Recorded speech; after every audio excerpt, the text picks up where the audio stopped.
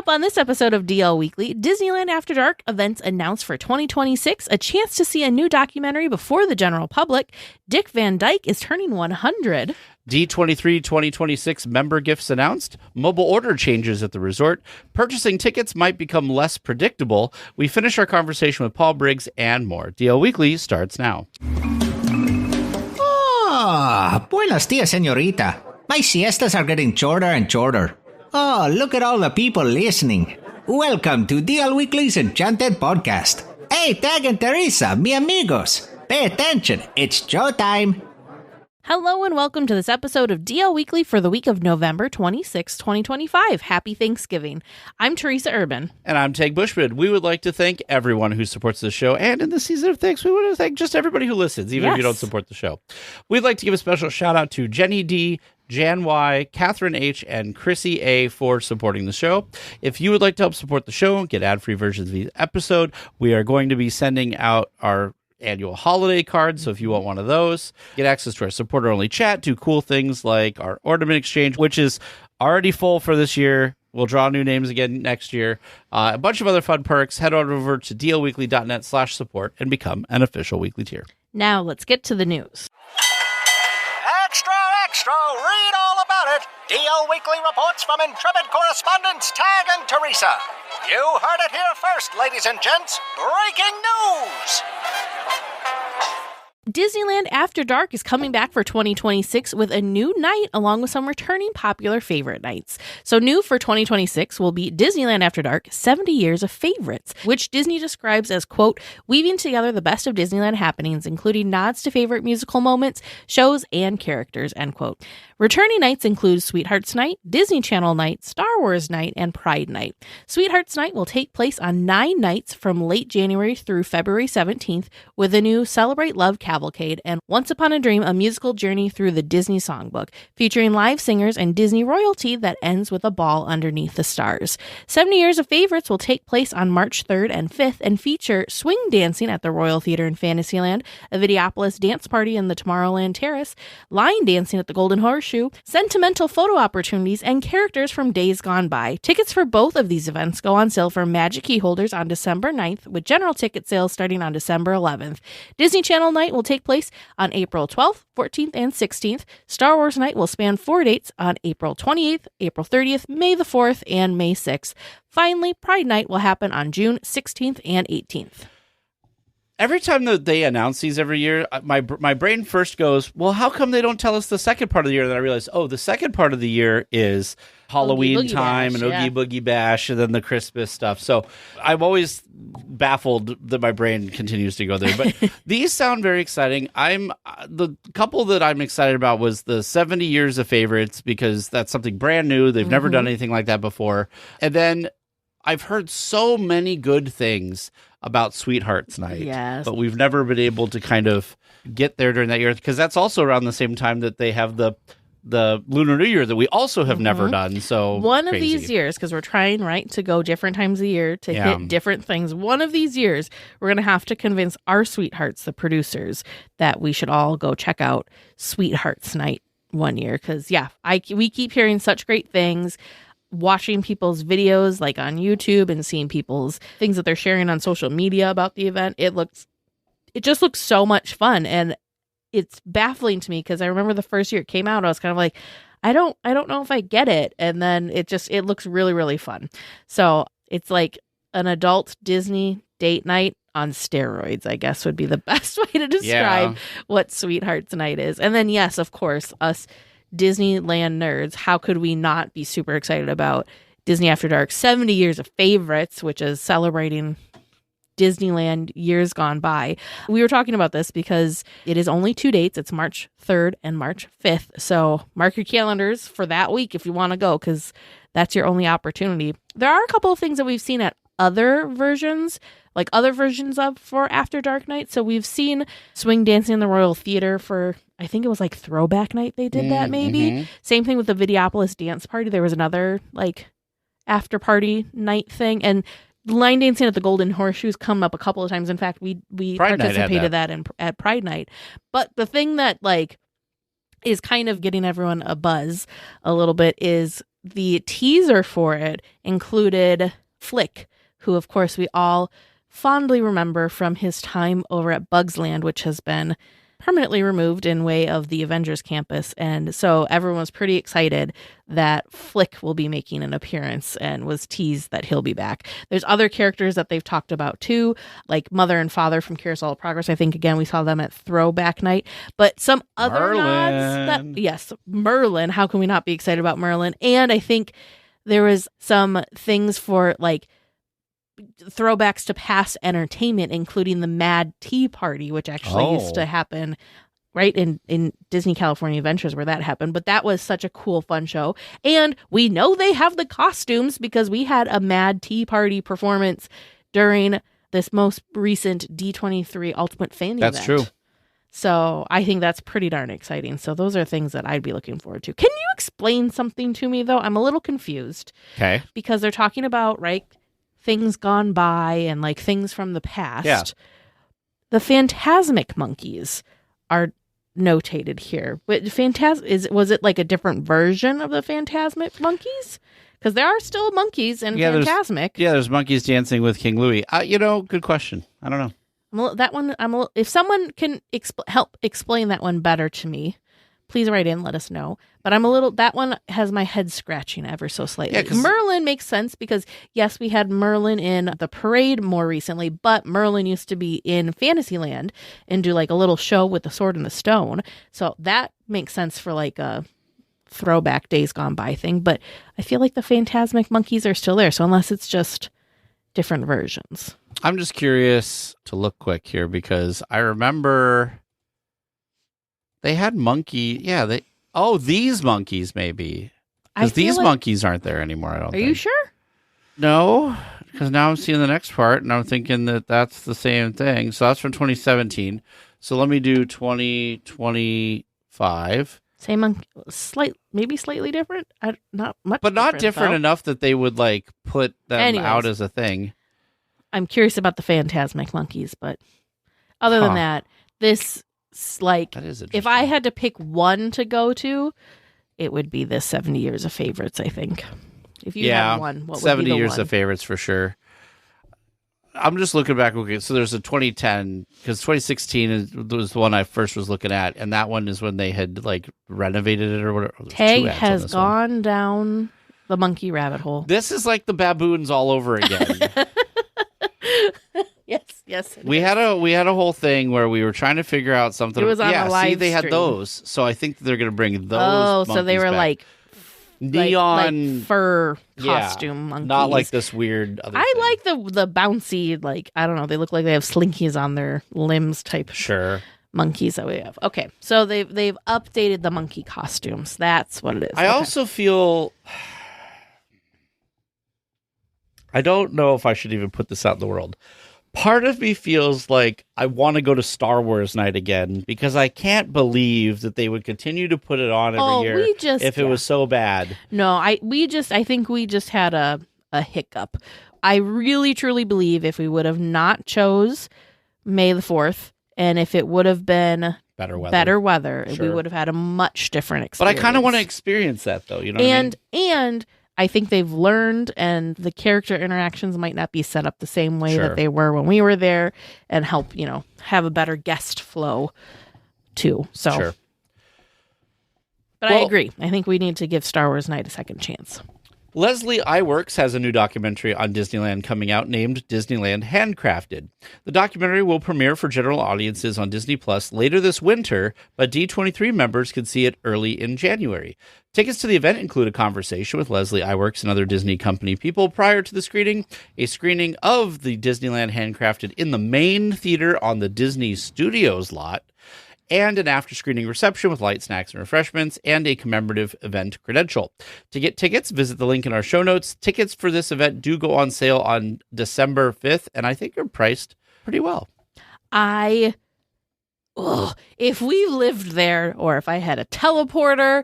You and your teleporter. I would be there.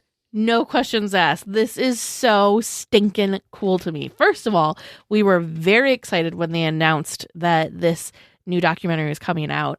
So we were already excited about the documentary, but then to go to a special screening of it on the Disney studio lots, like in the theater there with Leslie, like with a Leslie Iwerks panel with other people. How stinking cool. Everybody that can needs to go to this because, man. It's only $50 per person plus a $3 processing fee. If you're a D23 Gold member, you can purchase starting at 10 a.m. Disneyland time on the 5th. And then general members can purchase starting at 11 a.m. also on December 5th, Disneyland time. So they can reserve a ticket for themselves and up to one guest. So there you go. Any and all weekly tiers that can go to this, please go and let us know what you think about this so we can live vicariously through you, because I think this is such a cool experience. When it's going to premiere on Disney Plus, because I really want to see this. Well, sometime after this. I mean, it is the world premiere, so event. January 8th. So I'm wondering, like, what day of the week is that? Is that like, I don't even know, like, Disney can premiere stuff January whenever they want. January 8th is a Thursday. So maybe it'll be that Friday. Maybe. I'm excited. I want to see this. For those of you who don't know anything about it, it does feature some rarely seen footage that basically covers getting the park together before the opening date. It's that whole time leading up to the opening. So it's supposed to be really cool. We saw just in the trailer there was a bunch of video footage we had never seen before. Mm-hmm. So it'll be really cool to see because I'm sure there's tons more in this. So, and of course, Leslie Iwerks does such a great job. She did the Imagineering story. What else? She's done multiple things. Yeah. More recently, wrong studio, but she did 100 Years of Warner Brothers, and she did the Pixar story as well. So if history behind how your favorite things are made is something that you're super interested in, maybe that's, maybe it's just Disney specific things, or maybe it's anything kind of in that realm. She's done a lot of different stuff with that. So like I said, specifically she did the Pixar story, and then more recently the Warner Brothers Studio 100th. So very, very cool. I really like her style and how she does stuff. It's great tidbits. It's all sorts of different images of stuff. Actually, Vern and I just recently, within the last couple of months, watched the Warner Brothers one. And then as we were watching it, we made a list of all of the different films that they were talking about and referencing, and like how different people were saying how impactful they were for this, that, or the other reason. And so Vern and I actually made a list, and we've been watching through the list of different films that they were highlighting and mentioning in that documentary. So I think that's kind of fun, because it's kind of like, right, we have the experience with the documentary, but then we're kind of like relearning and re-experiencing and kind of getting to see things in a different lens. And Warner Brothers thanks you and Leslie Iwerks. Yes, I'm sure they do. But yeah, she's done other things that's not just entertainment related and more humanitarian related, and going to different parts of the world and kind of learning about how other people live and their cultures and their traditions and those sort of things too. And she co-wrote the Imagineering story book. So she's pretty amazing. You know who else is amazing? Disney legend Dick Van Dyke will be turning 100 in December, and fans are organizing a Dick Van Dyke 100th birthday meetup at Disneyland on December 21st. This is a fan meetup. Guests can dress to honor the legend with a group photo starting at 11 a.m. at Sleeping Beauty Castle, a group ride on King Arthur's Carousel at 11:30, and lunch at Jolly Holiday at noon. And of course, you got to round it out by visiting the Pearly Band at 1:00. Yeah, so I think that I did not remember that Dick Van Dyke was that old. Isn't that I still thought he had a couple years before he hit 100. But, the times I've seen it's incredible. Him, I think we saw him one time like up on the balcony, right? We did not see him personally, but yes, he was recently in Disneyland up on the balcony. He's still, there. Other than the fact that he looks a little bit older, he's still moving for 100. I mean, him and Bob Gurr have some secret vault of youth somewhere because they both are doing an amazing job. But what a great way to honor someone who is so iconic in the Disney sphere and just such a an amazing individual. He's such a happy-go-lucky guy. If you want a Disney bound or whatnot as a Chimney Sweep Chic or Jolly Holiday Suite or whatever, be a great time to do that, to take part in all of this. Yeah, and again, this is a fan-created event, so it's kind of, in the same similar where it's like Tiki Days or Nurses Day at the park, or, one of those things where it's fans that are creating this. And yes, it happens at Disneyland. This is not like a Disneyland station event. So please, there is Dick Van Dyke is in no way associated with this event. No. So please don't think that he's not going to be there. Maybe probably. He will. We don't know. But that's not it's a fan. It's an event celebrating him. So don't think that you're going to be meeting Dick Van Dyke. It does say in the post, but probably not. that we have linked that he is not scheduled to be there or anything like that. Yeah. So there's no insider knowledge that he will be there at all. Right. But it's just a super fun day to celebrate the legend himself. You know what? If I was turning 100 and I heard that this type of event was happening, I would show up at Disneyland. Well, D23, the official Disney fan club, has announced the member gifts for 2026. Members at the D23 Gold Choice or Complete plan will receive the 2026 membership kit, plus their choice of exclusive D23 premium items. These items include a Sorcerer's Apprentice Mickey Mouse collector statue, a Loungefly Disney Oswald backpack and ears bundle, a Roosevelt Disney shirt, or D23 Gold Member 10-piece pin box set. D23 memberships are available as Gold Member Essential, which for $49.99 a year gets the membership kit only. The Gold Member Choice, that's $119.99 a year, which gets the membership kit and the one premium item. Or the Gold Member Complete at $329.99 a year, which gets the membership kit and all 4 premium items. So whatever your budget, whatever your fandom, there is something here for everyone. I was waiting for this. I know we're nearing the end of the year, so I knew we were getting towards the time that they were going to be announcing this. I am so excited about this. I love that there's options. So if merch and swag is your thing, you can sign up and pick which one it is. They even have it right? Because there's different types of collectors. We've got people that are into ears and Loungeflies. They're represented here. We've got pins represented, even if it's statues. But then there's also kind of a newer trend maybe for the button-ups. A lot of people are collecting the button-ups now too. So I think it's a really nice mix of different items that are very fun. And then I also really enjoy the fact that you can get just the gold membership kit. And if you're not a merch person, you don't have to get the merch if that's not something that you're interested in. So I love the choices. I love the options. Problem is picking. The problem is picking. And if you have that problem of picking, I believe they still have this year anyways, they have the option where you didn't have to pick and you had a top tier way that you could get all of the things. Well, yeah, they have that. They still have it. Okay, perfect. Yep. So you don't have to pick then. But I'm saying what if you're well, they all seem kind of nice, but I don't want the full pick. Whatever. You have to choose. I get you. Other stuff that comes with your membership that's unrelated to the merch stuff is, of course, there's the D23, the Ultimate Disney Fan Event that's happening this year, that you'll receive priority access to purchase tickets. Those details will come later. Just as a reminder, the fan event is in Anaheim this year on August 14th through the 16th. They also have D23 Day at Angel Stadium, which is happening just a couple days before the D23 Ultimate Fan Event on Wednesday, August 12th. So you can go and hang out and enjoy that at Angel Stadium. Of course, the handcrafted premiere we already talked about. And this one that I know Teresa and I are both very excited about. So excited about this. So they, this past year, have been putting on something called D23 Gold Theater.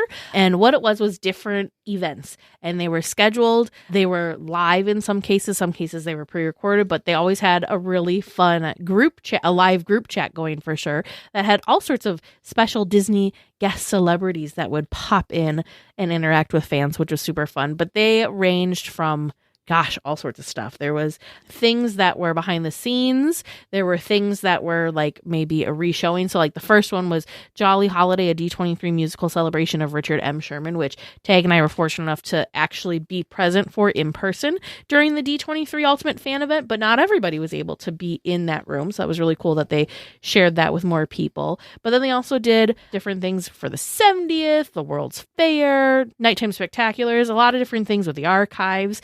It was really, really fun. And some of these things were virtual. Some of these things were also in-person events that you could go do and sign up. And they had a virtual and an in-person event basically every month, I think. But what's changing is the D23 Gold Theater is going to be on demand. So if for some reason your schedule does not line up exactly with when the showing was going to be, you can watch it on demand.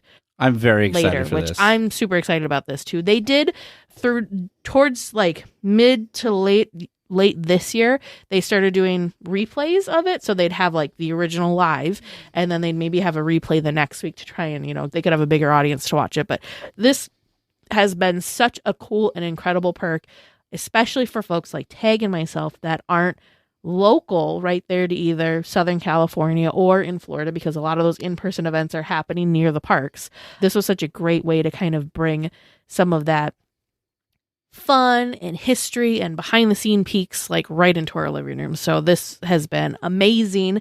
I'm so glad to see that A, it's on demand, but also B, that it's returning for 2026 and it's, going to be continuing because it's been a lot of fun.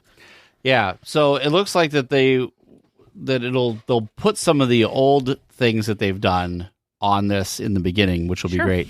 Which also, is good because you and I both missed at D23, the nighttime spectacular one. Yep. And then for some reason, I think we were traveling. Marceline. Yep, we were traveling when the D23 Gold member theater version of it was airing, and so we missed it twice. Also, D23 Gold members, another perk you get is 5% on select Disneyland Resort Park Hopper tickets and multi-day 1 park per day tickets with the option of adding Lightning Lane multi-pass and all of that. So lots of cool things that you can get. In addition, there's all types of stuff that is coming in 2026 that's continuing. So we already talked about the Spotlight series. They have some anniversary celebrations for High School Musical. 20 years. Oh, man. Beauty and the Beast, 35th. 101 Dalmatians, 65th. And Alice in Wonderland, 75th. And more. There's D23 on the road, which we got to experience this year with the Goofy movie and Home Alone. They're doing another announcement for 2026. They haven't announced yet. Of course, there's the official tour of the studios, which Teresa and I did. So if you're interested in that, go back and listen to that episode. So all of these things are things you get access to by being a gold member. And this isn't a sales pitch. This is just us letting you know we're not sponsored that all by of these D23. things. No. We're just big fans. These are all the things that you get, and which is why we have continued to be members every year to do all of this. Exactly. Well, mobile order has expanded over the last few years to a lot of locations at the Disneyland Resort. This past week, locations were removed from the service, which had me scratching my head. Disney's Wonderful World of Sweets in downtown Disney, Pooh Corner, and Candy Palace and Candy Kitchen in Disneyland, plus Bing Bong Sweets and Trolley Treats in Disney California Adventure are no longer using the system. I was bummed about this. Were you surprised? Were you sad? I was surprised because I feel like they don't usually remove something like this from a place, but also like, I don't know. I never, other than when there's like specialty stuff like the candy canes and stuff, I didn't feel that any of these places, Wonderful World of Sweets in its previous incarnation of Marceline Confectionery or what it was called, during COVID, they were doing like the tickets to come back and buy stuff. Yeah. So that kind of, I think, kind of fell into the mobile ordering. But I don't know. I never felt like there's like a super long line anytime I've gone in to do any of these things. So I like it kind of for convenience, I guess would be a good way of saying it. Just walk right in. So then, like it's convenient. But you're right. I bet it was probably they looked at whatever and saw that maybe these places weren't having as much. Because I'm thinking about specifically Candy Palace and the Candy Kitchen there on Main Street. They had like a little separate booth thing off to the side that had a separate like there was extra infrastructure and maybe extra scheduling to have mobile order available for some of these places, because it wasn't these places weren't really set up or built for you to kind of like easily be able to convert a portion to mobile order, kind of like what we see at restaurants around the Disneyland Resort and the quick service spots. They had to kind of get a little bit more creative. So I wonder if they just weren't seeing people utilize the service, and so it just wasn't making sense to keep it going. But like I said, I'm a little sad because I thought it was fun just, to quickly just kind of be like, oh, I'm just going to quit. Like, I know what I want. Or if you don't know what you want, we love looking at the mobile order option on the app, because the mobile order option shows you photos of the things versus just looking at the menu just shows, text and description. They should fix that, by the way. Yeah, they should. So, but it was convenient if it was like, oh, I really want to grab a piece of churro toffee and, just zip, done. Sure. Instead of, going in and maybe there's a line, maybe there's not a line. Also, the people like yourself who are thousands of miles away and want to just look and see what they have sometimes. Because I know we've done that when we've done Snack Chat. Yes. That, we'll look something up like that. So, but these aren't places that I feel like it's not necessary. It's not super impactful. It's just a little surprising to me that it's being removed. Well, talk about surprising. Buying tickets to the Disneyland Resort might start to look more like booking tickets on an airline in the coming years. Dynamic pricing, or the ability for Disney to change the pricing depending on several factors throughout the day, week, or year, is already in place at Disneyland Paris, and according to Disney Chief Financial Officer Hugh Johnston, might be coming to the U.S. parks. Ultimately, this will remove flat rate pricing for specific days and go to a range of prices for a day, which could vary based on attendance and weather, just to name a couple. I'm having a hard time fully understanding how this might look like, and it makes me nervous that folks have kind of compared it to how you buy airline tickets, because purchasing Tag can attest to this. I despise purchasing our flights because it feels like there's no rhyme or reason to why the price is what it is, and that's why you should just book it when you see it. But then you always know, like, there's gonna be the price just seems to go all over the place, and I just seem to have not the best timing when it comes to getting those like super great, getting it when it's down kind of thing. My luck is usually I'll purchase my flights and then like 2 days later I look again and it's cheaper or whatever. So I just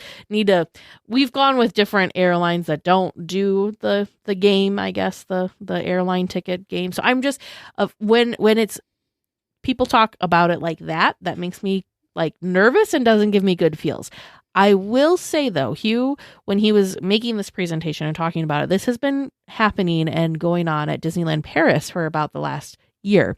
And they're saying that that it's been going really smoothly. They, being Disney, is saying that it's going really smoothly and it's going really well. And they're not getting a lot of complaints from their guests with this pricing model. So I'm going to assume that it's not going to be quite as hectic as it might be to buy, say, airline tickets, and that maybe it's a little bit more calm, a little bit more tame, because I just can't imagine Disney doing something where if I purchase my ticket today and it's $100 today, and I go and I look this afternoon and suddenly it's now half that price or double that price. I just can't imagine them having huge fluctuations, because otherwise you are going to have upset people, because that's not going to make sense, right? Yeah. So we'll see. I was just trying to look on their website to see if I could figure out how like this ticket, like how the pricing and stuff works on here, and honestly I can't even figure out how to buy a ticket, because I click on their like tickets link, and then I click on like I want to buy, because the only option it gives me is a 1 day undated ticket, and when I click it shows me here, but then both of the options for 1 day or park hopping or whatever, like they both are not allowing me to click it, and I can't. So I don't know what's going on. But anyway, I find this interesting. To be honest with you, I'm surprised Disney hasn't done this sooner. Sure, yeah. Because they've kind of done a version of it where they have the set calendars where they're going to assume these are the busy days and these are the slow days, right, based on historical evidence. But I just feel like, obviously, from a business standpoint, let's not look at it from a customer standpoint, but let's look at it from a business standpoint. It's kind of like a cruise ship or an airline or whatever. Like, the whole thing is you want to have the maximum amount of people in any day for whatever reason, right? And so if 2 days before a certain date, let's say, looks like you're at like, I don't know, 70% capacity, you might lower the prices for that ticket a couple days later because you're trying to get it to that 100%. And so you start lowering the price to get people to buy the tickets for it, right? And so like that kind of works out. However, it is kind of weird. This is something that somebody brought up on Mice Chat that I thought was super interesting, is of course right now you have things like you have your Magic Key, right? So like it costs a Magic Key holder, like their cost to get in per day is different than somebody who bought like a 1 day ticket or something. But then you kind of get this weird thing of like, well, I bought mine like a month ago and I paid $100 for it, but you bought yours yesterday and you paid like $80 for it, let's say. I don't think that's going to be the case. I don't think it's going to be that low. But, like, I don't know. I can see how people... feels weird. It feels weird. It's like... It's totally different, but it's kind of like when you work somewhere and like you get hired for the same position and you find that this person that got hired after you is making like $5 more an hour than you. And you're like, but we're doing the same job. And they're like, yeah, but they have this little bit of experience, whatever. It's like, well, yeah, but they bought their ticket a little bit later. And like, we knew what the day was going to kind of be like. I don't know. I feel like it's really complex. Honestly, do I think that the average guest is going to care? Not really, because they've shown in Paris that like they haven't had backlash. The thing that might be interesting is if are we going to be able to see some sort of like half day ticket? Like that would be cool. Can I buy will I be able to buy a same day ticket? And depending on how far into the park day we are, is that going to change the cost of the ticket? That could be a really cool thing that comes out of this. Is if you're somebody that's, I don't know, in town for a conference or something and you don't have a full day and you just can't justify buying a ticket because you just have a couple of hours. Yeah. Instead of having to buy a full day price ticket, will you maybe have the option if there's if they have availability and if there's enough space to buy a quote unquote discounted same day ticket that gets you just a couple of hours? That'd be kind of cool. Yeah. I mean, people have been talking about that for a long time of having for conferences, for people, like we've gone in sometimes and we've generally had a magic key, which we don't right now. But like on the day we arrive, like if we could buy like half a day just ticket. Go in for go in, do a couple attractions and dinner before then, getting settled in the hotel or whatever. And I think Disney should think about that because I feel like there is a portion of people who don't really spend any money in the park. Like they'll bring their lunches and like they won't buy merch and whatever. But I think that the majority of people, like when they go, they buy dinner there. They'll buy like some souvenir, even if it's something small. Like you're likely as Disneyland to make more money once that person gets in your park. So I don't know. It'll be interesting to see. He did say that like they were thinking in the terms of years, not terms of months or days here of when this is going to roll out. So we'll see how things go, I guess. I also think that this is going to look differently at Disneyland than what it may look at Disney at Disney World, because Disneyland, as we've talked about very, very often, there really is no off season anymore at Disneyland. It feels like every day is the same crowd wise. Now, every once in a while, yes, you get the odd like, oh my gosh, there's hardly anybody here kind of pockets, but it's not like, oh yeah, no, if you go in February, that's the slow season. Or, right. There's not really this is the perfect time to go anymore. It's like trying to read tea leaves. But World still kind of has its up and down seasons because it is much more of a vacationers focused park. So things like summertime and spring breaks and around the holidays and stuff like that, where the kids are off of school and people have off from work, those tend to be much more popular times. Now, they also do have cool, fun events happening throughout the rest of the year to try and bring people back down to the parks. But I don't think their attendance is as consistent as it can be. Well, they're not as locals heavy, right? Exactly. Well, yeah, it's more vacationers focused. Yeah. So I'm curious to see how this looks in general and like specifically Walt Disney World versus Disneyland. Well, as the expansion to Avengers Campus continues, Walt Disney Imagineering has shared a behind-the-scenes look at their recent progress, which includes the canopy connecting Avengers Infinity Defense and Stark Flight Lab being assembled. There's still no official opening date for these additions, but progress is moving quickly. I will say it does seem, in the recent history of Disneyland, in terms of how long it takes to get something like built, this did go up exceptionally fast. It felt like once it got going, it got going. I'm interested to see now at this point when they get the superstructure, if you will, completed, like how long it's going to take to get the rest done. But I'm glad that Disney Imagineering is kind of showing off some of these things. The Imagineers in the one photo we have linked in the show notes, they all look like they're superhero, like their poses, and they look really great. Yeah, and we've been seeing stuff. David from Fresh Baked has been reporting a lot of this stuff. We've seen just posts on social media in general of people watching the construction, because this is a large building. You could see it behind the construction walls.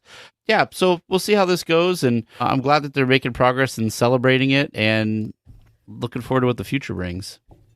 Are you excited for this edition? Avengers Campus is not one of my favorite areas of the two parks. However, with that being said, DCA in general just needs more attractions. So I'm very excited to see what this will do for the feel and like the crowds and just the overall wait times at attractions at DCA by adding these two additions. Well, in the next few years, I think we're going to see a huge difference, right? Because we're going to get the Coco attraction, we're going to get this Avatar experience, plus these two attractions in Avengers Campus. So I kind of hope they keep it up on stuff in DCA for that reason. Mm-hmm. And hopefully our lovely Radiator Springs racers will finally have some relief from being like the crushing crowds. That attraction is almost 15 years old, and it still is like the biggest draw in the park. And it's so popular, and there's so many people, like it eats so many people, either standing in the very long queues or just, on the attraction itself, that it really doesn't get to go down for, like, they kind of do like mini refurbs because they don't like taking it down for too long because it makes such an impact on all of it's a burden on the rest of the attractions when one of the big ones goes down over there for sure. Especially like Monsters Inc. Poor Monsters Inc. Yeah. Well, weekly tiers who like Disneyland and McDonald's Happy Meals are in for a treat. To continue the 70th anniversary celebration for Disneyland, the two giants are partnering to offer 70 Happy Meal toys starting on December 2nd. Now, don't think you have to go buy 70 Happy Meals because 2 toys will be provided in each Happy Meal and should run through, at least tentatively, January 12th. The toys feature figures from Disney Animation, Pixar, Marvel, and Star Wars. A couple of park-specific toys are the Hatbox Ghost and 2 versions of Sleeping Beauty Castle in regular and gold variations. I can't handle this. I do want to also add, for park-specific stuff, they have... Like, I just spotted Clarabelle in her, it looks like her 70th attire. I could be wrong, but she's got a purple bow on. It's giving me, it makes me feel like it's her 70th attire. I saw the teacup up there, too. Yep, and there's a teacup.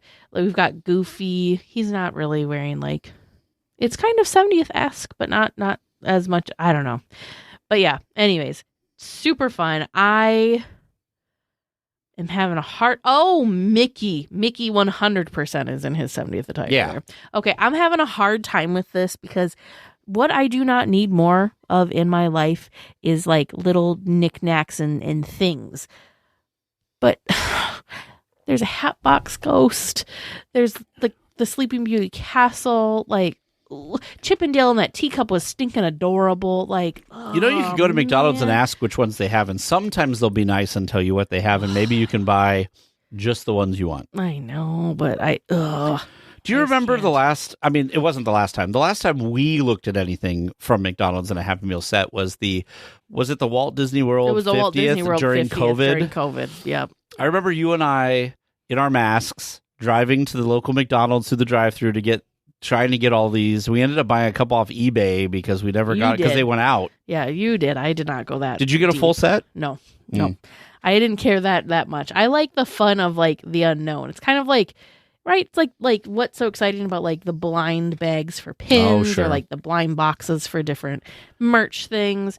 And I need to stop looking at the graphic because as I look at the graphic, there's more that I'm like, oh, but there's Bing Bong, and look, there's Anxiety, and I completely missed that we have Daisy and Minnie in their 70th attire as well, and it looks like Baymax may have gone on some sort of diet because he's a little bit more slim than I'm used to Baymax being. His head is much bigger than his body, but yeah, anyways. Miguel looks like he's seen some stuff.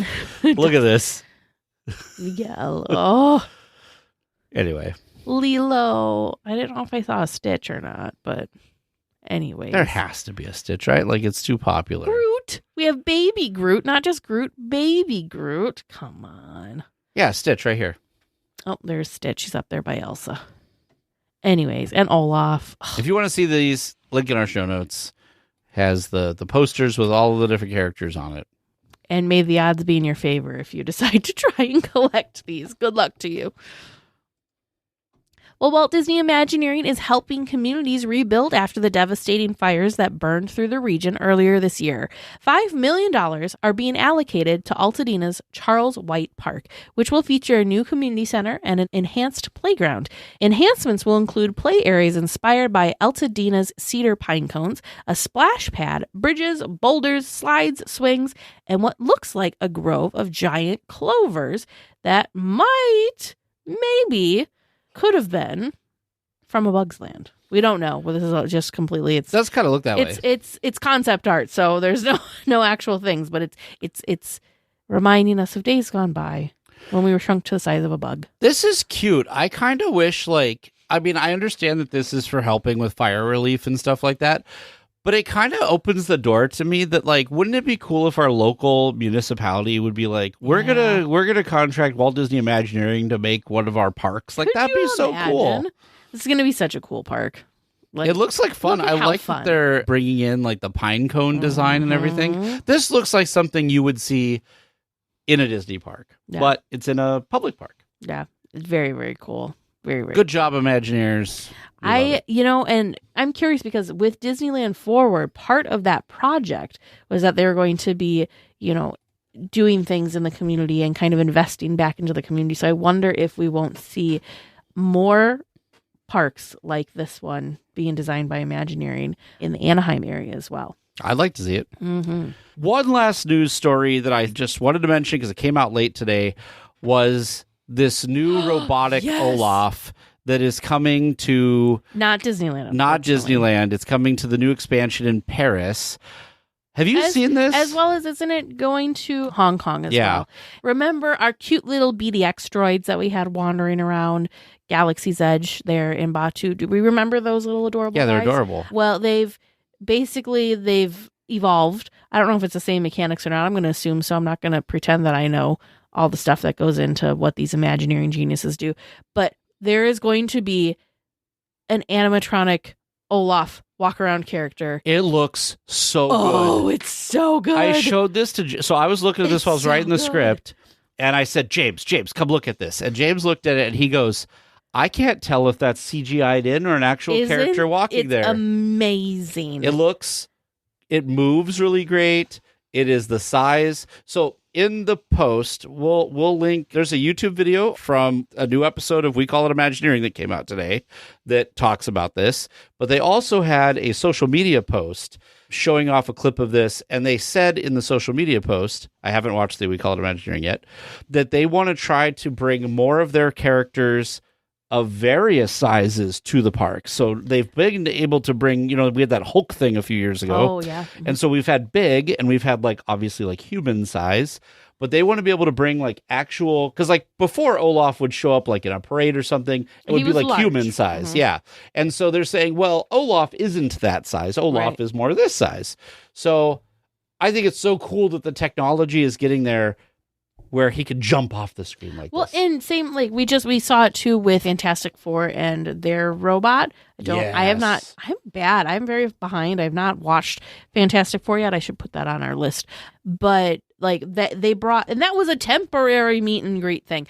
I will say, so people aren't confused, the Olaf that you see in the Imagineering space is the prototype. So he doesn't look perfect. The thing that threw me off right at first was his teeth are kind of a darker color and they're not white like his teeth should be. But in social media, they showed the actual character in Arendelle and the finished completed character. Yes. So just to kind of forewarn you, you are going to see two versions of Olaf. One's is the prototype. One's a little more magic spoilery. Yep.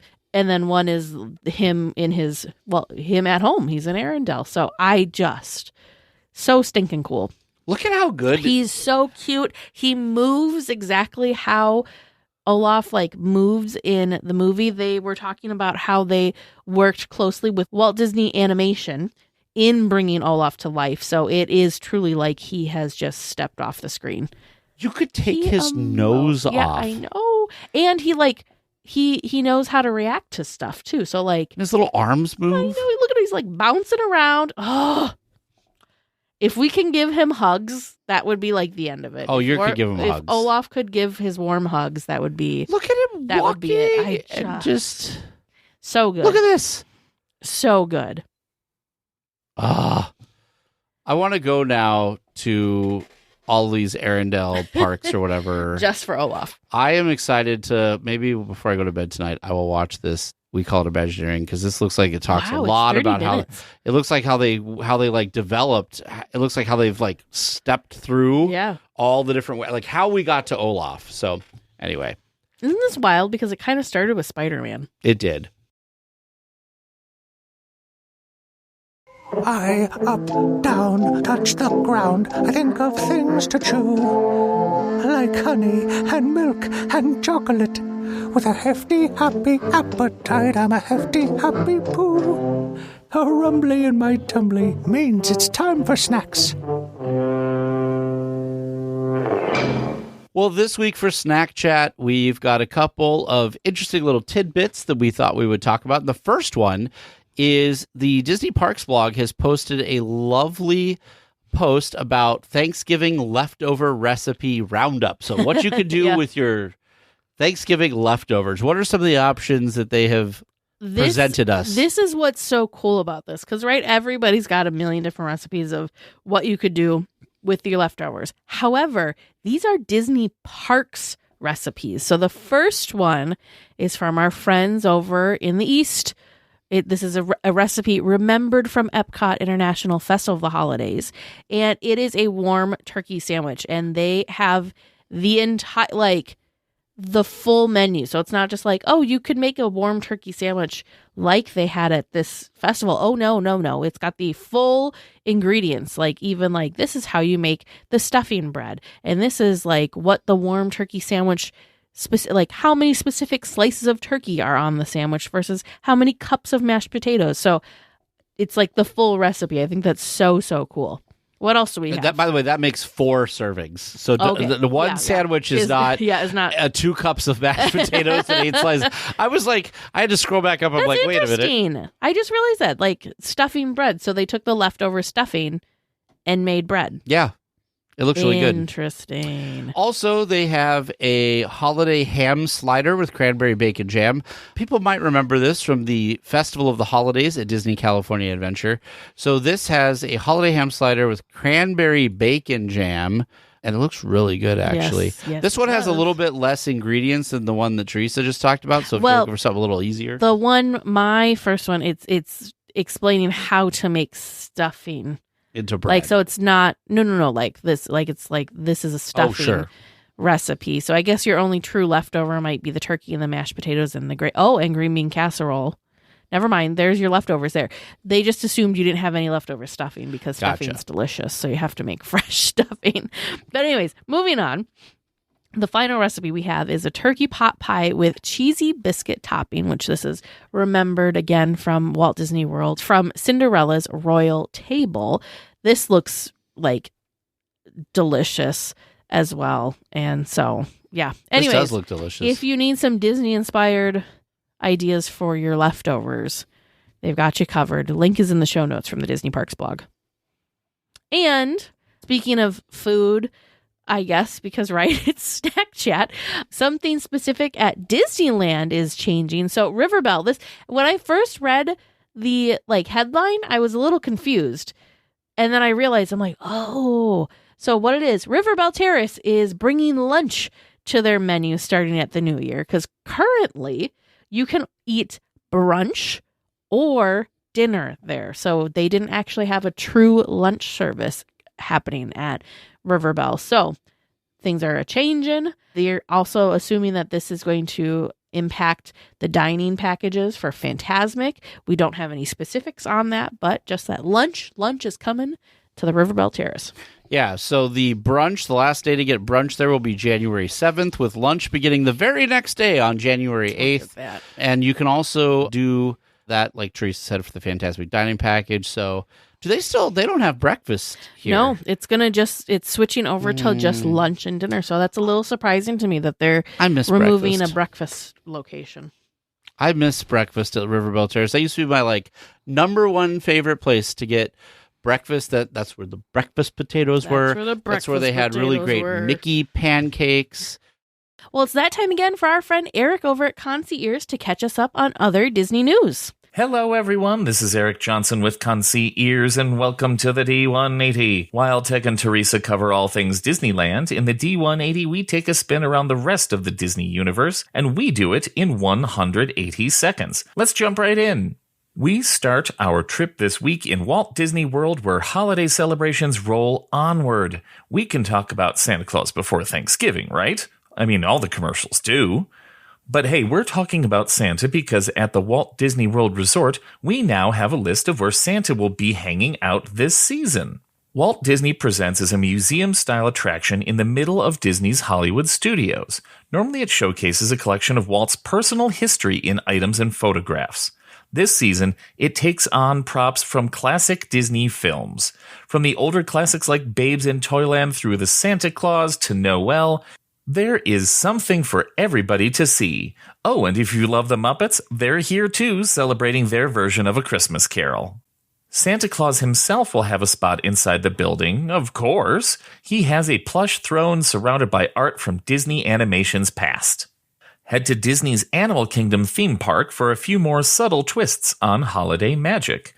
Christmas touches abound in Restaurantosaurus in Dinoland USA.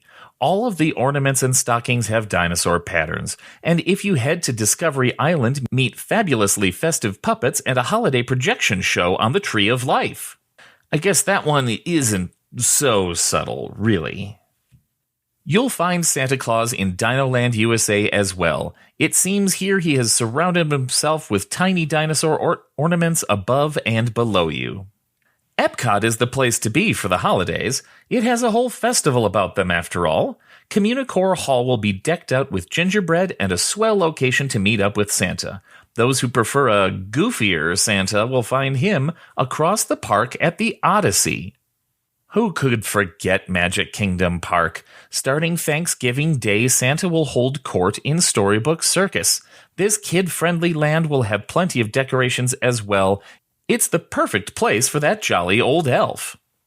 And hey, before we get out of here, don't forget the Jingle Cruise. Your favorite skippers are ready with new directions and, relatively fresh holiday quips for the telling.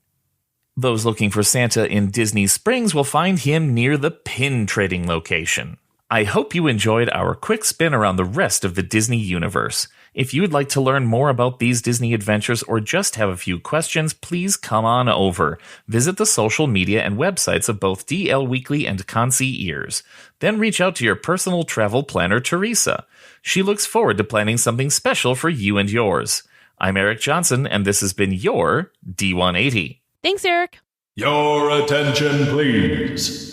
DL Weekly Trivia is now leaving for a grand circle tour of the Magic Kingdom, with stops at New Orleans Square, Mickey's Toontown, and Tomorrowland. All weekly tiers for...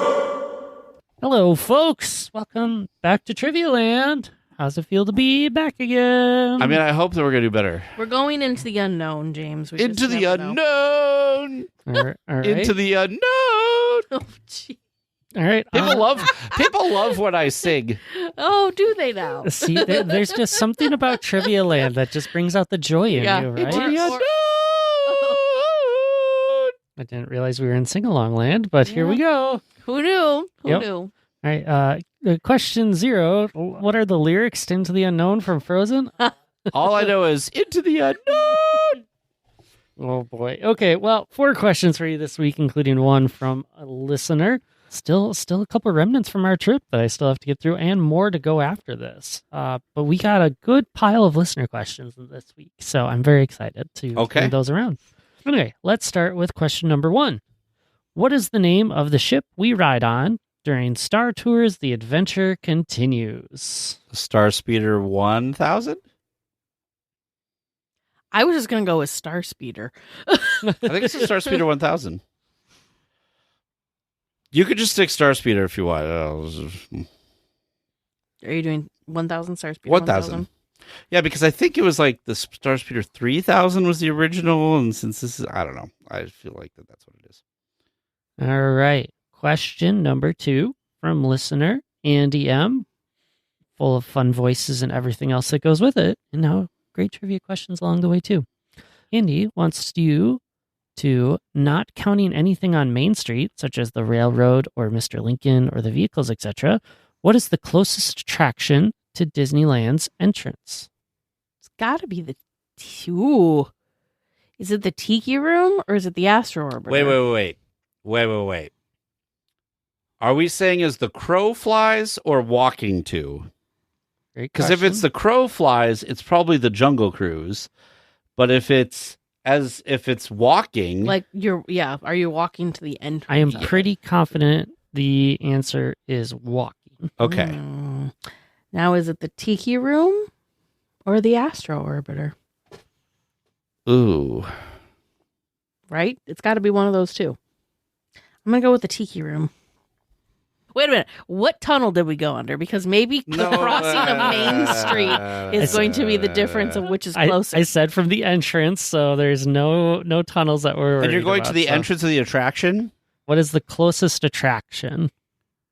But yeah, so the entrance to the attraction. Okay, because Astro Orbiter would be further into the So Walt Disney's Enchanted Tiki Room. Yes, Walt Disney's Enchanted Tiki Room. You're right. We need to use the full name. Always. All right. Question 3 for you. See if you've got an eye for detail. Just like Doc in Snow White's Scary Adventures, what color is the gem that he's holding in the mine scene? Ooh. Doc? I think it's red, but I could be completely wrong. I think it's blue. Blue? That makes me feel like I should say pink. Make it pink. Since you've got blue. Oh, sure. Ooh, tough guesses, right? You know what's terrible? Like, we're talking about this, and now I'm thinking of that scene, and I can think of, I can see a red gem there. Yep, I can see a blue gem there. You know what? I can even see a clear gem there. Does it not change colors? I'm going to go with clear. I'm going to change my mind. Clear? I think it's like a clear gem. But then what makes it colors? Nothing? Like the light going through it. See, you're being too smart about this. I'm going to stick with blue or whatever I said. Yes. Is blue James or just whatever I asking said. a trick question on this? Who knows? All right. My last question for you. Put these items from Pirates of the Caribbean in order of their first appearance. Oh. As best as I notice them. A risk question like this again. Is this you? This is me. As best as James noticed them. Okay. All right. 5 items.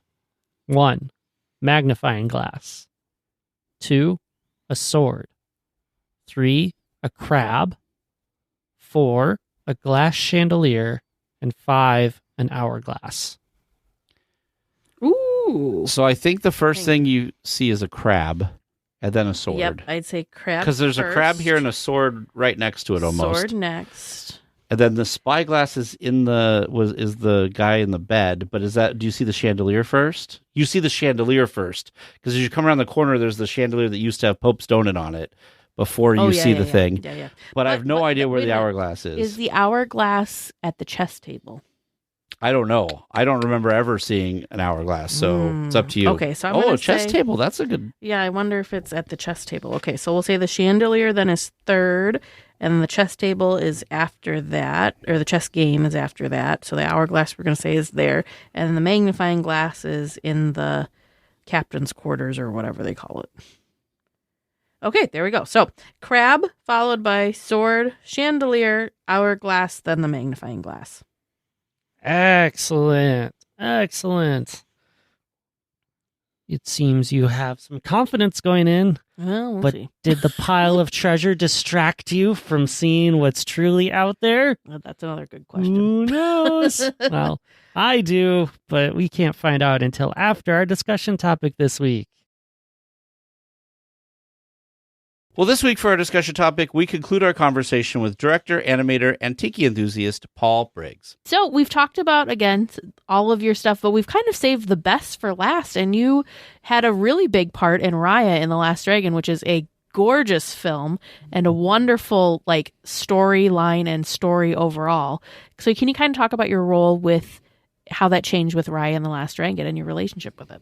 Yeah, so coming off of Big Hero 6, I was a head of story on Big Hero 6, and then I was asked to come in and co-direct on Raya.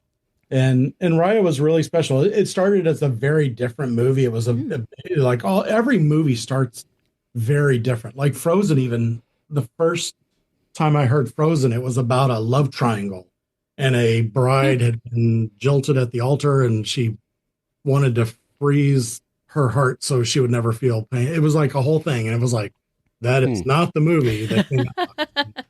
And so Raya had a very different story, and it was like a lot of working of just kind of like, okay, what do we want to tell here? What do we want to say here with this movie?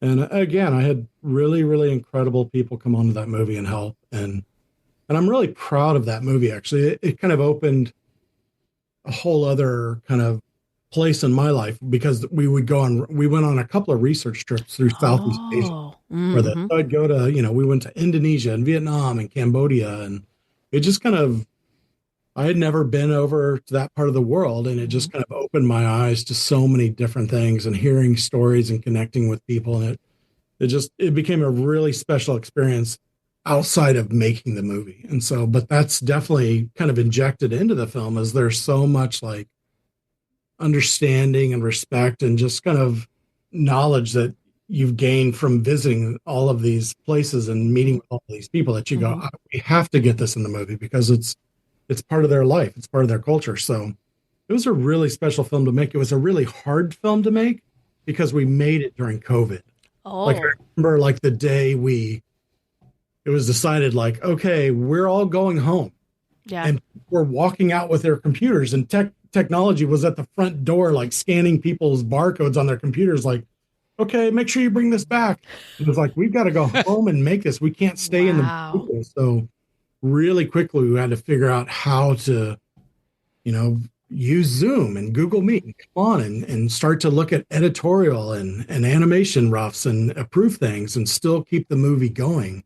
And it was just again, credit to a lot of people who are really smart and just kind of pulling it together and going, okay, we're going to make this movie. Let's go. So it was incredible that I got made. So that's got to be so different, because I imagine that working on animation and working on films it's so collaborative that you're just kind of constantly talking to each other, bouncing ideas off of each other, to then have everyone separate and go home and having to try and still have that collaborative environment, like you said, through Zoom calls. It's just, it's not hard. The same. So that's just, that's wild.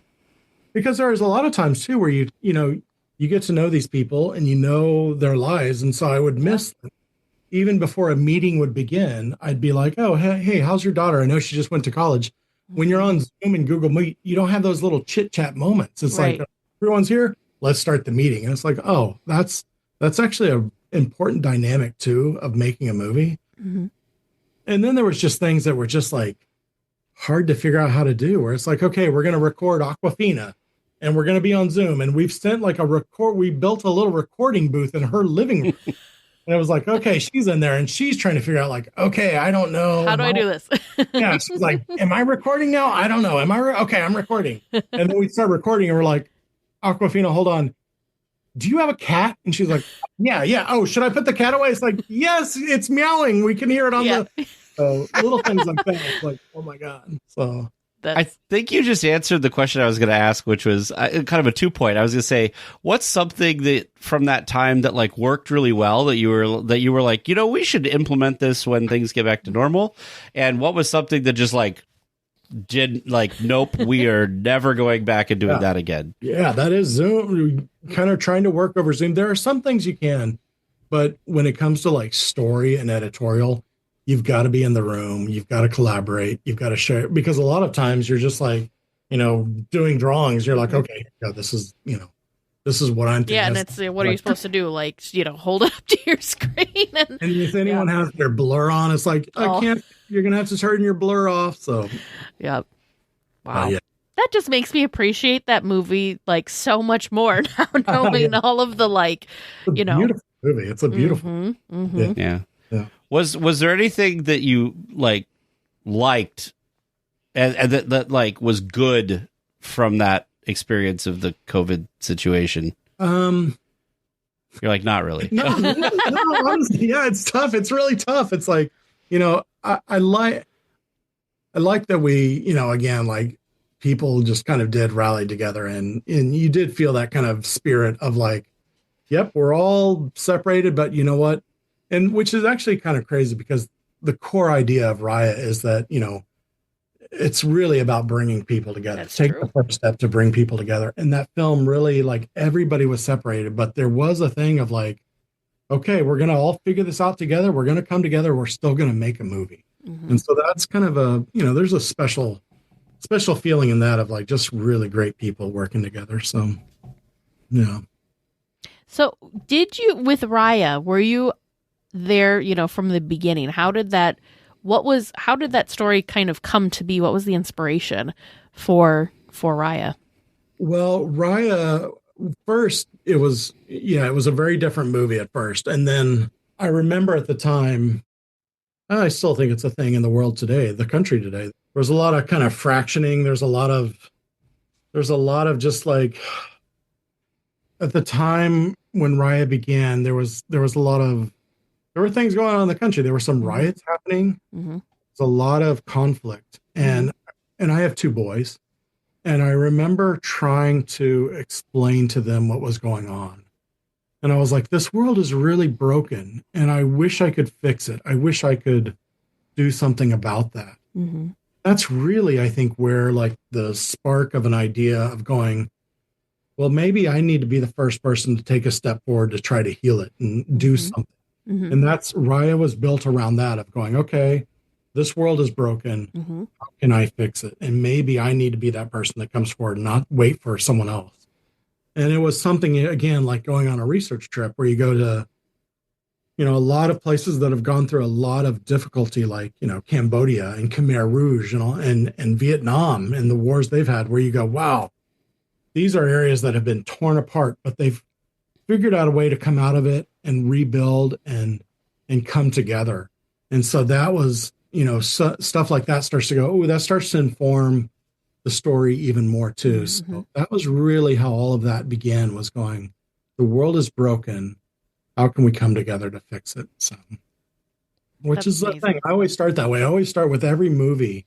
I've always started that way where I go, why are you making this? Mm-hmm. Why you have a song in your heart to sing? What is the song you're singing? And even on Frozen, when I first came on to Frozen, again, it was a very different story, but I came on with Jennifer Lee and started talking about sisters. I have 4 sisters. Mm-hmm. Jen has a sister. We started talking about sisters. And I was like, this isn't a romantic relationship we're telling.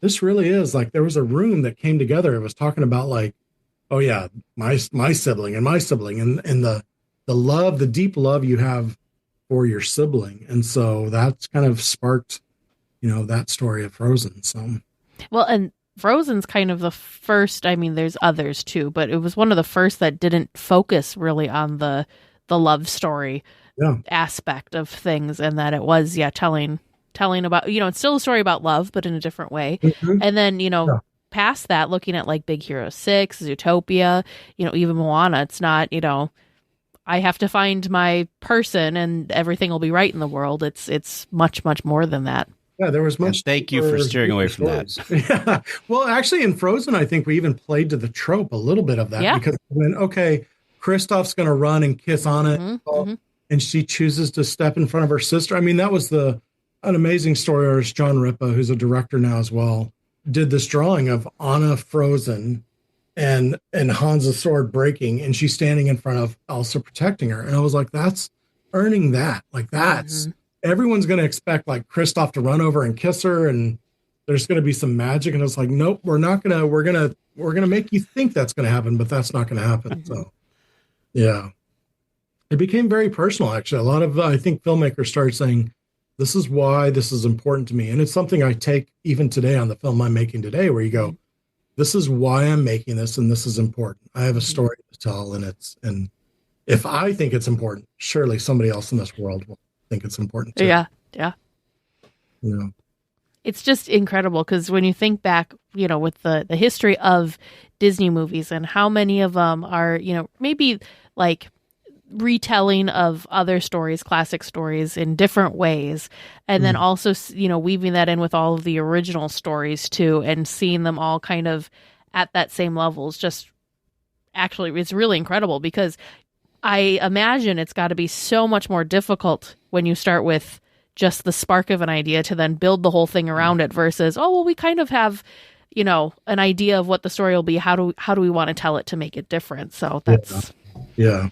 It definitely, there's a lot of different paths you can go down as just trying to find the right path for it. So, yeah. Yep. Yeah. It's never easy. It's never easy making movies, but it's I can't even imagine. Not that you've got a favorite, but is there one that maybe stands out to you the most? Maybe that was some sort of turning point in your life or one of the films that you've worked on that kind of maybe had the greatest impact on you or left the biggest impression. We won't say favorite because we're not going to make you pick favorites. I was going to say, Teresa, you asked this question. I this can't is usually pick the question you never want to answer. It's a hard question because every movie I've worked on is like it has a special place for different reasons, and it can be just something of just like from learning. But I mean, I think personally, emotionally, it's always like the next the movie I'm making now because that it speaks to where I'm at in my life and what I'm going through in my life. And I feel like I'm cheating with the answer in this in a way. No. But it is. It's like, I just, I think it's one of those things where I go, yeah, this is important to me right now in my life. And so that's just where I'm at. So that's I'm glad that you shared that and kind of explain that because that's not something we think of as people that consume and watch the films, is that you're living in these worlds with these characters and creating these things off of, like you said, what's important to you and what's going on with your life. So you really put a big piece of yourself into each one of these things, whether it's, whatever's happening at the time in the world around you or, your personal relationships and how those kind of play out into the characters that then create the story of the film. That's something I don't think a lot of people probably recognize and realize. Yeah. I mean, I think right now as a dad to two boys in this world, one of the things I'm working with is I'm a guy who grew up in 1980s Texas, which is a very different world than what my boys are growing up in right now. And that's kind of what my movie is kind of focusing in that area of going, what does it mean to be a man? And what does it mean to be tough and strong? And so those are things that I think are really, really important in the world right now. So yeah, it's just constantly kind of looking at it and going, but I still do I look at some of those old films and I just have such a deep love for them and the simplicity of those and the power of them too. So yeah. Dumbo's one to me that is just so good. It's just so simple. Well, the fact that your title character never actually even speaks, but he tells, but he's such a, you know exactly what's going on with him. It's the power of animation right there. Yeah. Yeah, and animating all those emotions and those feelings, like without words, I think one of the reasons that people love WALL-E so much is because it's like there's no dialogue from that character. You have to express those things in a totally different way. Absolutely. And I think people connected a lot with that because it was so different. Mm-hmm. I even heard the same about Baymax. Because there's so little expressions, you kind of project your own feelings onto that character. You go, oh, I feel that too. I'm empathizing with that character. So, yeah. Plus, he's just so cuddly and he's got this childlike kind of wonderment and just one of the best scenes. I don't know if you had anything to do with this. Is the scene with the tape when he's got the holes and he's trying to patch himself back up. I didn't, but again, John Ripa, amazing story guy. It's so good. It's so good. I love it.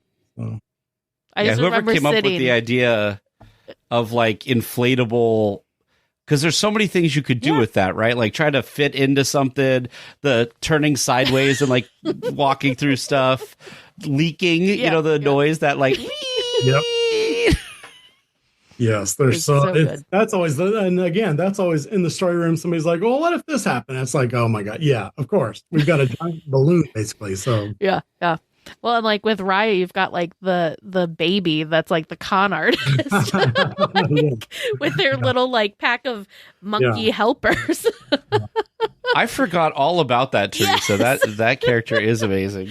And then you've got the smooth, I can't remember his name, the smooth kid in the beginning that has like the boat and is cooking for everyone. He's just like the smooth talker. Yeah, the whole cast is just... Raya rode around on his name was Tuk Tuk, and it was this giant... Yes. It was like a pill bug, but I remember like a viz dev artist, Scott Watanabe, came in with this like idea of like, well, what if she's riding a pill bug? And it was very insect. And I was like, yeah, but like my son at the time was into pugs. And I'm like, what if it was a pill pug? So it like opens up and it's like this weird bear pug thing. I was like, okay, now go. Let's do that. The first time I saw Tuk Tuk and her riding Tuk Tuk, I was fast. I'm like, how does the saddle work? I don't understand how, but it works. There's always that kind of like once somebody will draw it, but then somebody has to actually figure it out for animation. And they're like, okay, what did you guys draw? Yeah. Well, I just think about like sometimes I wonder when these concepts are being developed, like especially working for Disney, right? Mm-hmm. Like, is there ever a moment that you're like, this is going to have to be an action figure or a plush or so like, are we like, should we take that into consideration when we're designing this or is it, that's somebody else's problem? Yeah. I honestly try not to think about it because once you start thinking about that, you go, well, now you're really like, you get so like in love with something that you're like with story, you always have to be, there's a saying of like, kill your darlings, which is like, you can fall in love with something and not let it go because you love it so much. And it's like with story, you have to always be like, let's do what's right for the story, even if it means cutting this character. And so a lot of times I'm like, I don't want to get too in love with it where I feel like it has a life outside the movie yet.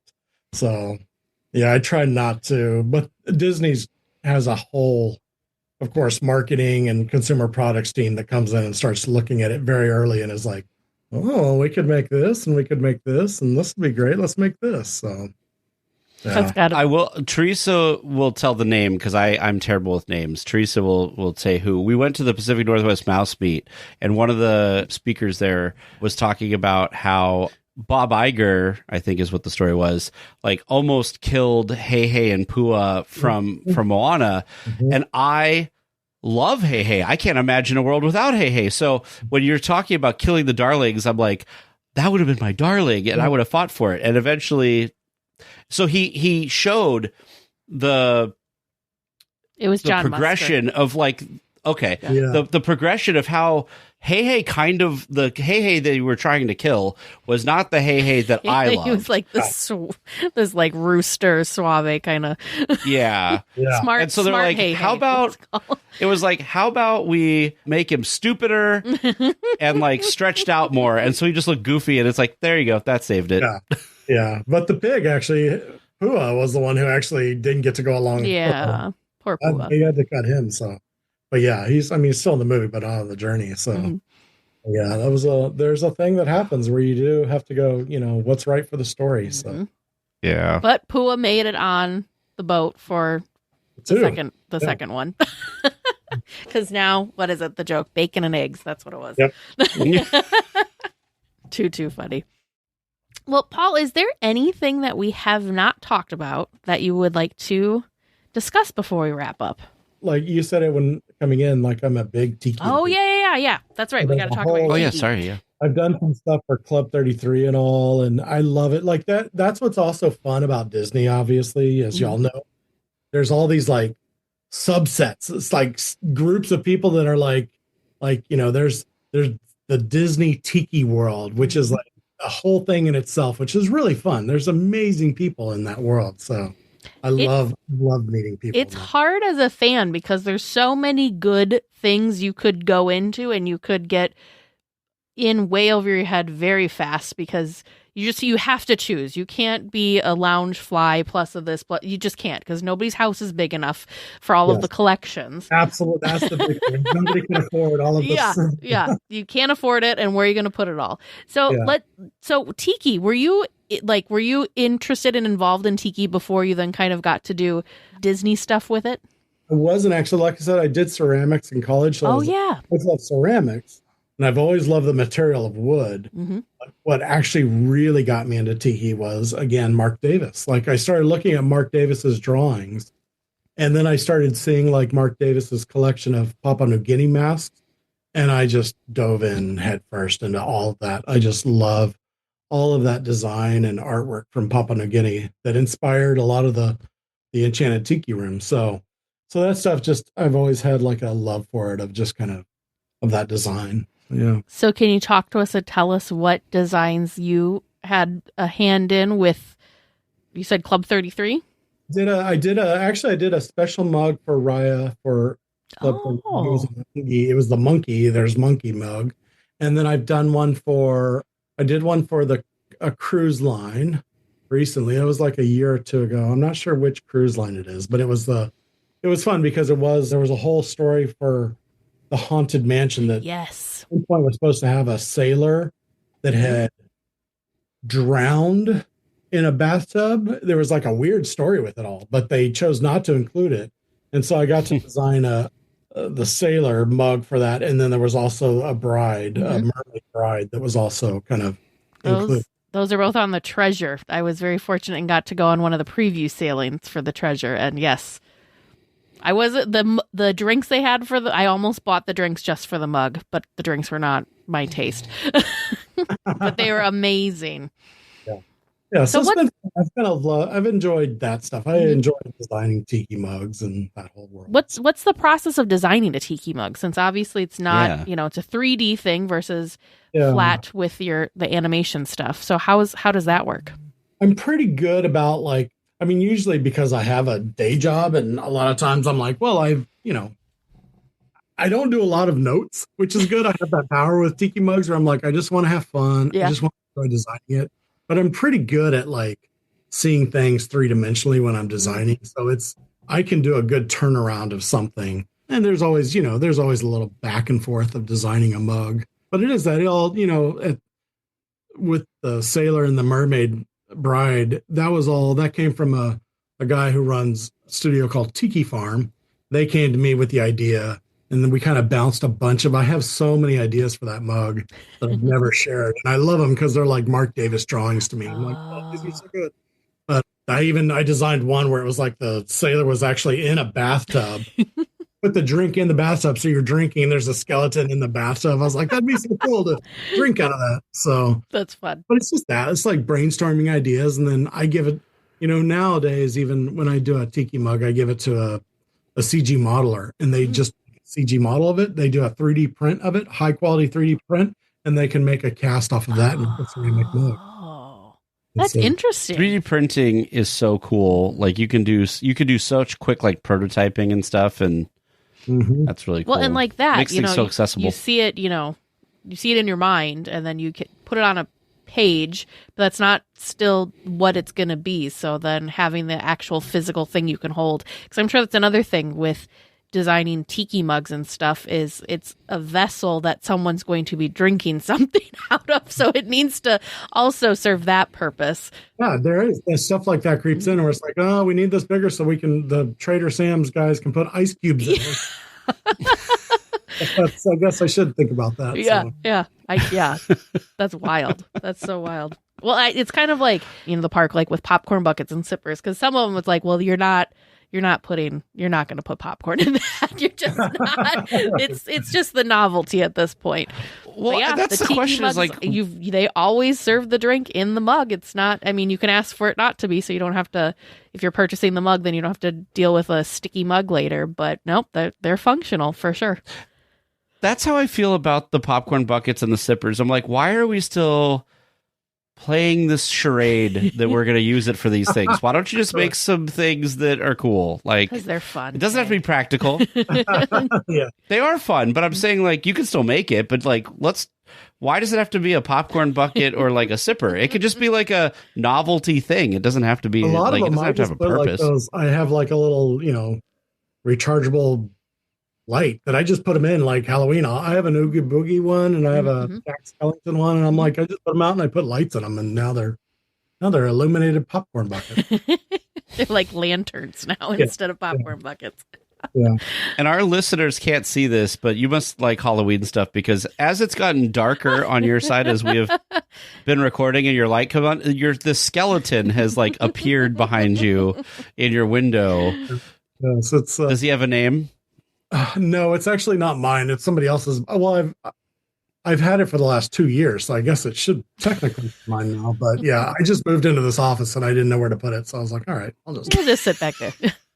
So it is the right season for it. Since I know you can't tell us like things like, oh, if you were to do a movie, what would the movie be? So let's do this with tiki mugs. If you were to design a tiki mug, maybe based on a character from a movie you've done, or just anything that you'd like to do, what would your tiki mug be that you could create?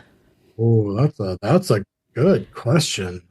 They've never done it, and I don't think they will do it, sadly. But I still think like a Kakamora tiki mug from is like perfect. That's perfect. Like, I think it gets into a cultural thing where it's like, okay, yes, Hawaiian culture and tiki is really a thing, and so I still wish I'm like they could just do a ceramic Kakamora mug would be super cool. I'd love to design that, and I actually did build one when I was there. I took an actual coconut and I hollowed it out, and I actually had like a Teenage Mutant Ninja Turtle figurine or something that was big, and I glued it to this coconut, and I made a real like life-size Kakamora when I was there, and I was like, man, I remember looking at it thinking like, oh, that would make such a cool tiki mug. I wish Disney would do that, but that's fun. I actually love all of the kind of the Haunted Mansion themed mugs they do are really fun. I've got all those, so they're really great. Yeah, I would say that. So how many tiki mugs do you think you have in your collection? Oh my gosh, I can't say. Plenty. Yeah, there's like, it's a lot. I shouldn't say. That's all right. We all have our things. Paul, it's okay. Yeah, we do.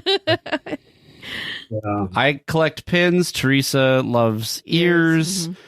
But we've both gotten to the point with our collections that now we realize, like, okay, we should be selective of our stuff, because like we should really get something not just because it's cool, but like let's get something because like it's meaningful, or like it's going to bring something to our collection instead of just being another thing to add to the pile or whatever. Because I know Teresa there for a while, like I want to say like every trip, like she get some ears or whatever. They had some really good stuff, but then Teresa's like, this is getting out of hand. Like I need to slow down a little bit. And I felt that way too about pins. Like, like I have a whole wall upstairs in my other office of just pins. So now I try to get stuff that's more like that has a date of like maybe something that was happening while I was there, or whatever. Yeah, that's when you have too many. When you go, okay, I got to figure out a system to not buy. Right. I got to limit. I gotta slow down the coming ins. See, you use the word system, and I'm like, yep, that's when it becomes a problem. When you have to have a system, when it sounds like a work thing. Yeah. When it's no longer an impulsive fun thing.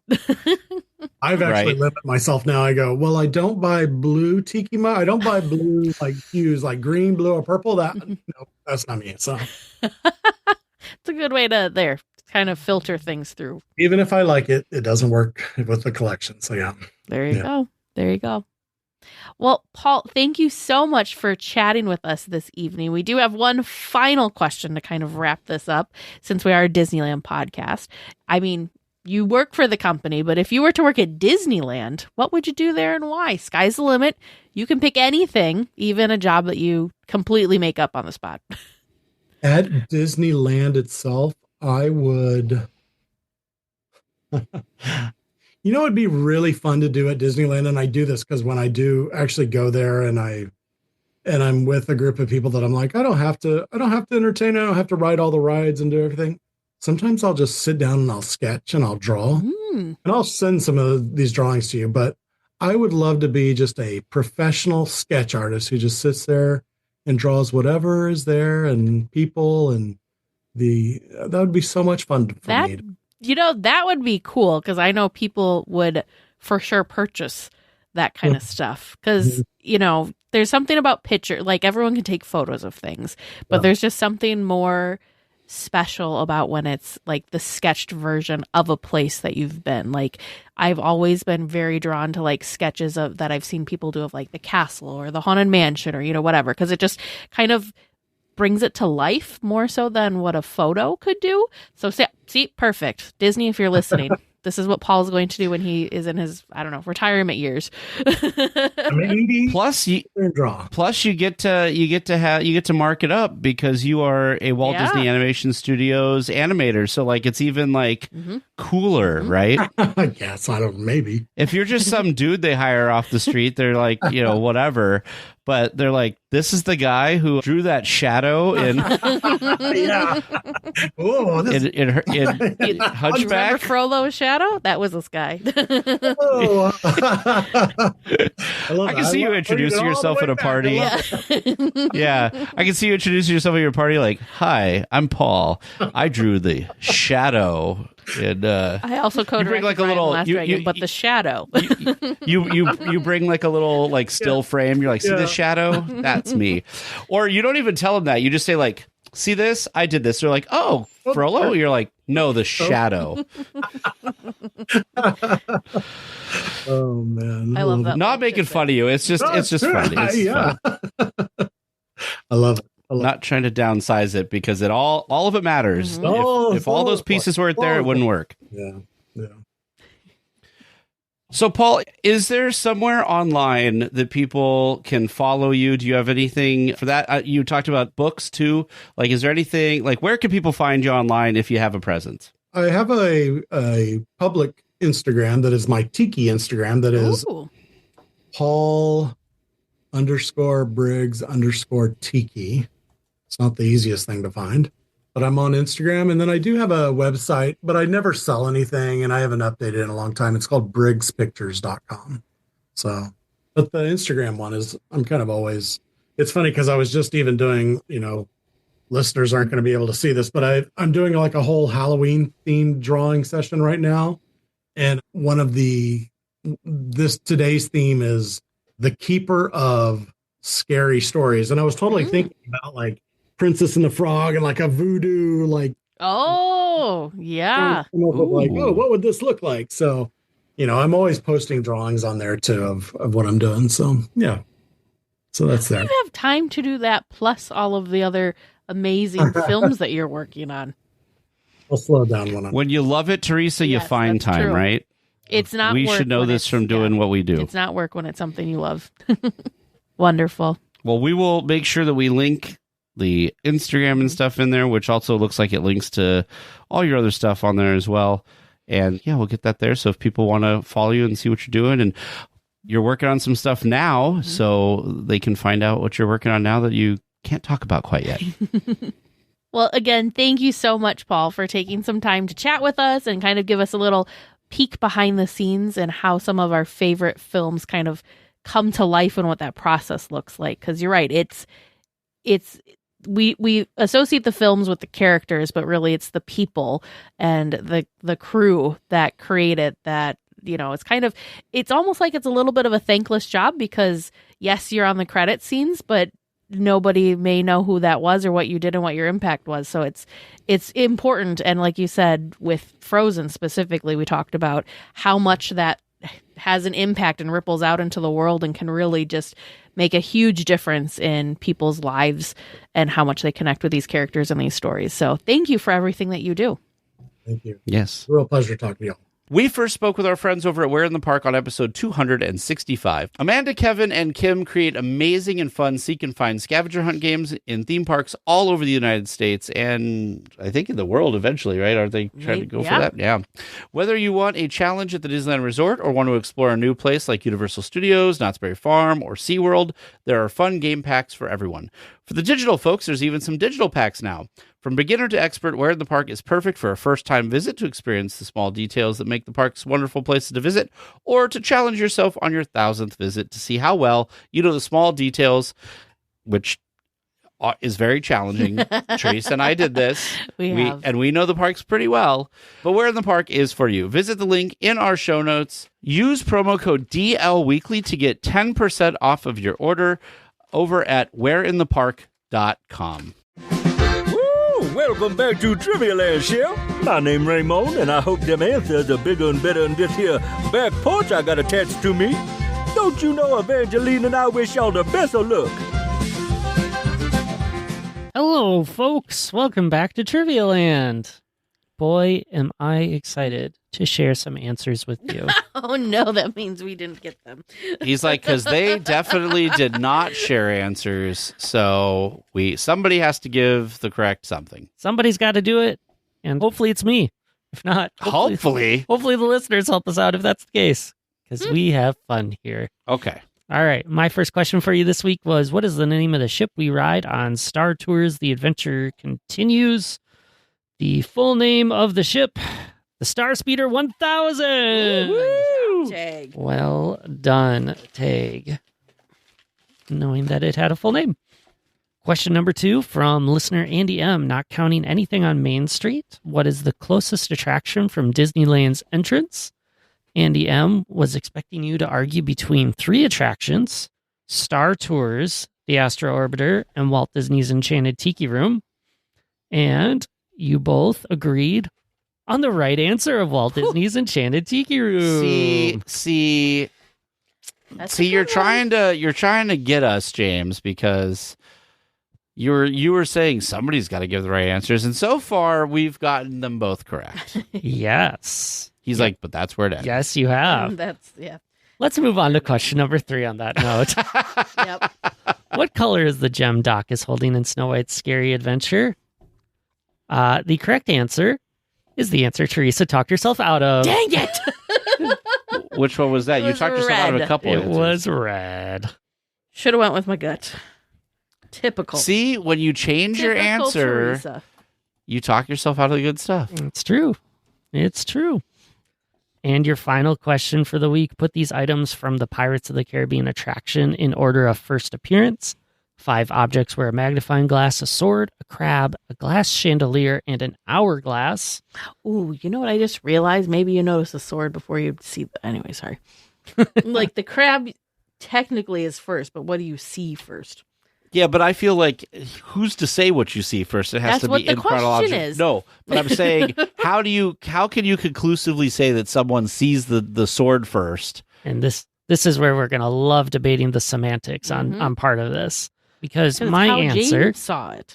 My answer in order of appearance was thinking when the boat passes them. Oh, okay. Not necessarily when you see them. Okay. That's what I'm talking about. So that probably gives you some hope. The correct answer, you see the crab on the beach. You see the sword in the skeleton. 2 for 2 so far. You see the hourglass on the chessboard. Oh, well, got that. Got that right. But it was before the chandelier. Yep. Then there's the captain holding the magnifying glass, and then past him in that same room is the glass chandelier, which I am willing to hear arguments that you see the chandelier before the magnifying glass, so technically no pause. First. Pause. No. So James, pause. Yep. So listening. Did you specifically say glass chandelier, or did you just say chandelier? I specifically said glass chandelier. Okay. Because there is the that's fair boat chandelier above the chessboard. Well, is that what it is? It's like the steering wheel from the boat that's above. Yes. I think we're talking about the same thing. Yes. Yep. Yes, I was very precise with that one for that exact reason. Okay. I'm pulling up a ride through quickly because I would like to see what you're talking about. But absolutely. Do you have pictures of this, Teresa? I took a lot of pictures of Pirates of the Caribbean this last time. I look over and Teresa's looking through her photo gallery. Yeah, like here's a video of our crab friend and our... Since when did the crab become our friend?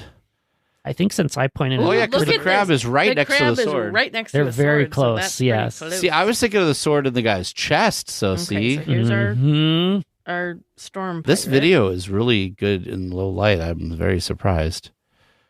Yeah, because see, I would have done the ship's wheel chandelier is what I was thinking of. Oh, yep, there's the thing. I was very impressed, Teresa. So you were able to say where.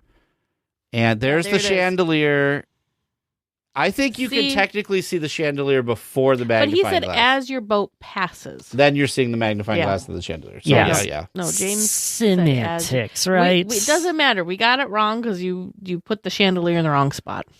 And you listeners at home, if you want to argue you're right because you see the chandelier before the magnifying glass, that is great. You did a wonderful job then. This guy did a great job as the boat passes. Filming this. This is like really well, like it's crisp and anyway.